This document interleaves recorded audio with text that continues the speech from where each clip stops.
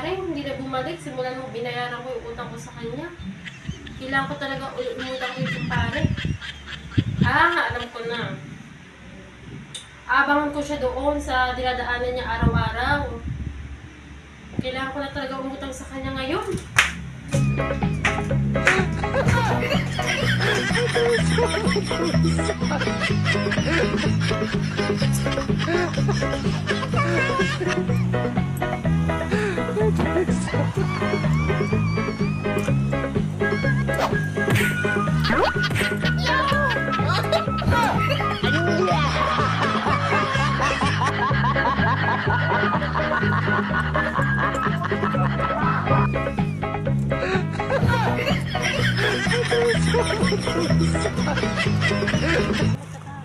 Dumadaan sa kumpare. Alam ni kumpare, ang daming ano. Tagal.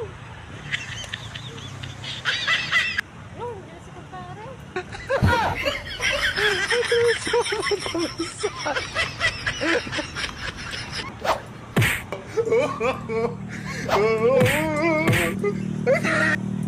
Oy, friend! Oy, friend! Oy, friend! Oh, Mari! Dito ka, Mari! Oo. Hindi na nga ako pumunta sa inyo dahil palautang ka eh. Tapos pag maningil ako, ibabayad mo. Hindi naman pera. Hindi lang kasi na pera ngayon. Bakit ba? Saan mo ba gagamitin? Bahay kami ng bahay ko. Bahay? Sinakabutang ko kami ng bayo. Yung problema nyo na yun. Problema nyo yung... Magkano ba? Hindi ka lang kasi matiis eh. Ano pare? 5,000. 5,000? Eh, grabe naman. 4,000 itong dala ko. Okay na pare.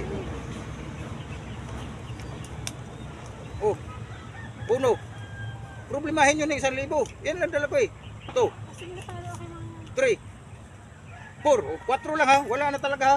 Oo pare. Ay, sinusundan mo pala. Hindi na nga ako pumupunta sa inyo. Tapos, pira ibayad mo yan ha. Pira ha. Pira ha. Pare, wala nga akong pera ngayon. Eh, ano ibayad mo yan?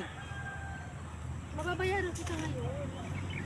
Huwag Mari, pira nga ibayad mo Mari. Hindi pa, iba yung babag.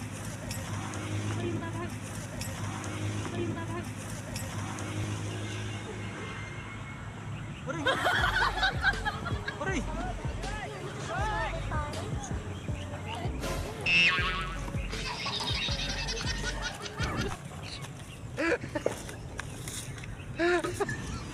Ayun, isahan naman kumari. Sunod, hindi na unadaan dito. Dahil sigurado babalik na naman yung mangungutang na naman sa akin yun. Tapos ang ibayad, hindi naman pera. Malas talaga.